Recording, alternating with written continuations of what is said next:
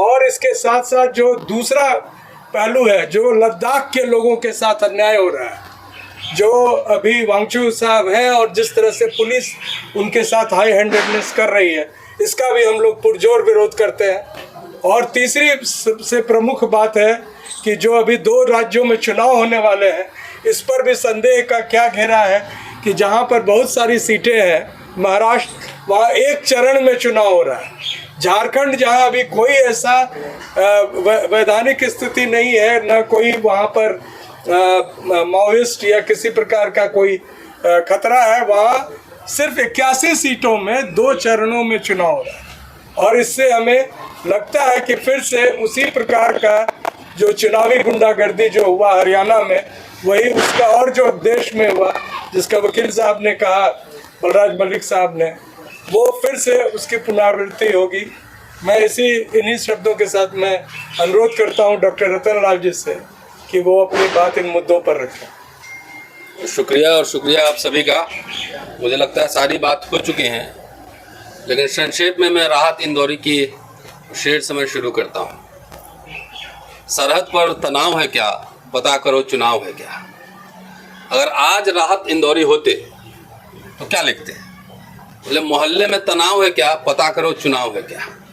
और बहराइच का जो घटनाक्रम है, मुझे मुजफ्फरनगर याद आ रहा है कि उस समय अमित शाह जनरल सेक्रेटरी बनाए गए थे, और मुजफ्फरनगर जो दंगा हुआ था, जो वायलेंस हुआ था, उसके बाद किस तरह से कम्युनल एटमॉस्फेयर बनाया गया उत्तर प्रदेश में, हमें याद है। उसका रिजल्ट क्या हुआ आप सब देख सकते हैं।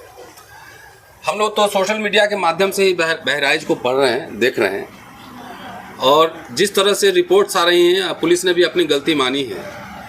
हम लोग दिल्ली में जब बैठते हैं तो एक छोटा सा धरना प्रदर्शन कहीं दिल्ली विश्वविद्यालय गेट पर हो, चाहे जंतर मंतर पर हो, चाहे कहीं भी हो, पुलिस से परमिशन लेते हैं। कम से कम 10 बार पुलिस और IBCID के लोग फ़ोन करते हैं हमसे, कितने लोग होंगे, कौन लोग बोलेंगे, तमाम इस तरह के प्रिकॉशंस लिए जाते हैं और हमसे इन्फॉर्मेशन लिया जाता है।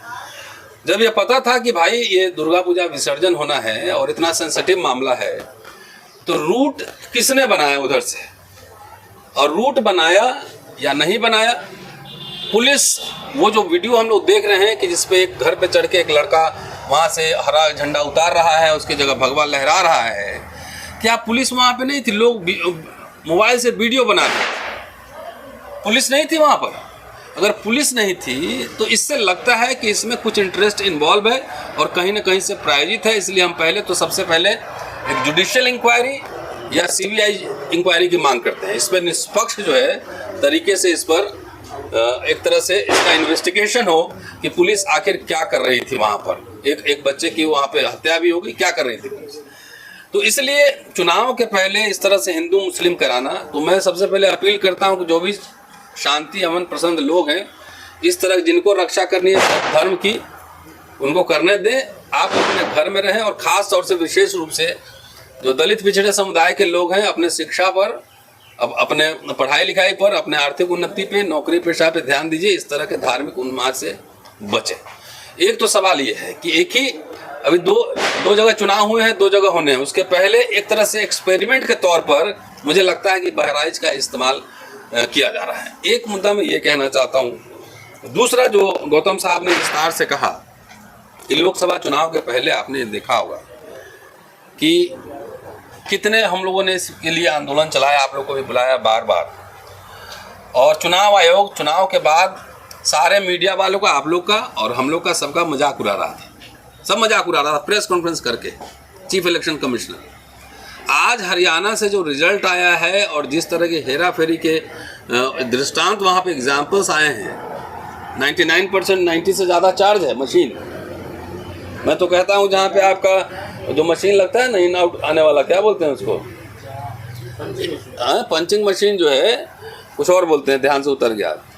उसमें दिन भर खाली वकील जज लोग खाली हाथ लगा के देखे हैं, बायोमेट्रिक लगा के देखे बैटरी कितना खत्म होता है, कितना नहीं खत्म होता है, इसी से टेस्टिंग हो जाएगी। जब हजारों की संख्या में वोट्स पड़ रहे हैं तब भी इतना चार्ज रहना किस ओर इशारा करता है।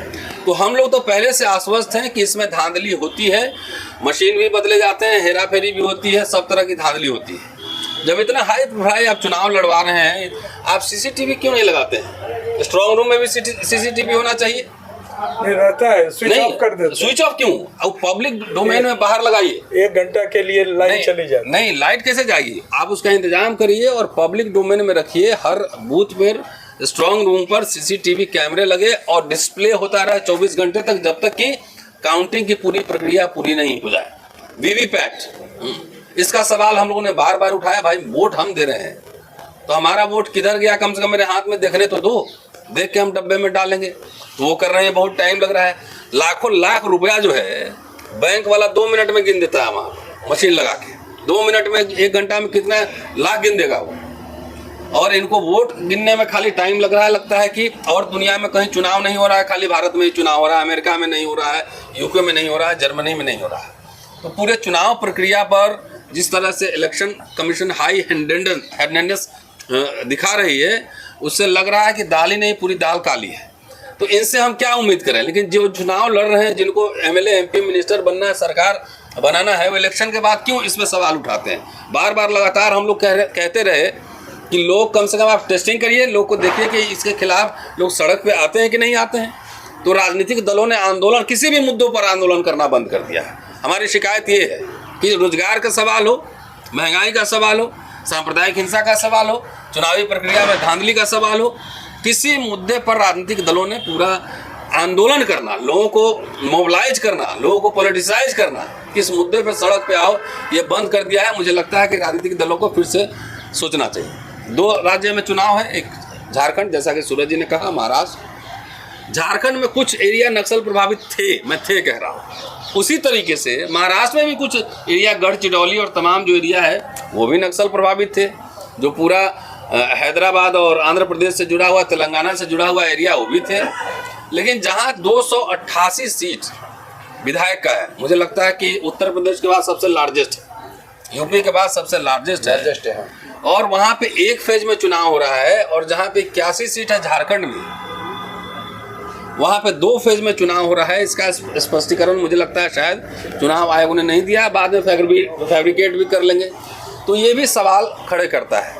आग्रह मेरा ये है कि पॉलिटिकल पार्टीज, खासतौर से अपोजिशन पार्टीज, जिन्हें चुनाव लड़ना है, सरकार बनाना है, इस पे clear cut as a crusade इस पे पोजिशनिंग करे, एक आंदोलन की तैयारी करे, चुनाव बाइकआउट करे, इंटरनेशनल फोरम पे उठे मसला, देश में आंदोलन हो, लोग सड़कों पे आए, क्योंकि अनएक्सपेक्टेड रिजल्ट आ रहे हैं। और वो तो धांधली जितनी हो तो आंकड़ों के साथ लोग आ गए। तो इससे ज़्यादा इस सोशल मीडिया के ज़माने में अब देखिए 3 दिन तक कुछ और चल रहा था बहराइच को लेकर, लेकिन एक वीडियो कल से आया, कल से वायरल हो रहा है पूरा, फिर मामला कुछ और हो गया। तो ये तमाम ये घालमेल है, ये सरकार और तमाम मशीनरी है, उसका घालमेल है। और मुझे लगता है कि खास तौर से चुनाव, वैसे सांप्रदायिक हिंसा से बड़े बड़े लोगों के बच्चे तो अमेरिका, हार्वर्ड, ऑक्सफोर्ड में पढ़ रहे हैं। और जो लोग दंगा में मारे जा रहे हैं, चाहे जो विक्टिम हो रहे हैं, वो सब चाहे किसी कास्ट कम्युनिटी का हो, सब गरीब लोग ही, कोई राजा महाराजा नवाब के घर का नहीं। तो वो जो है सब गरीब लोग ही हैं। तो इससे आप दूर रहिए, बात समझने की कोशिश कीजिए। हम लोग बार बार रिपीटेडली ये बात कह रहे हैं कि वो सांप्रदायिक या धार्मिक उन्माद या हिंसा नहीं है, वो बेसिकली पॉलिटिकल यूएसपी है। कुछ लोगों को राजनीति की रोटी उस पर सेकनी है, इसलिए टाइम टू टाइम बीच बीच में आप देखेंगे कि इस तरह के उन्माद जानबूझकर भड़काए जाते हैं। शुक्रिया, थैंक यू। इसके पहले मैं आग्रह करूं कि आप लोग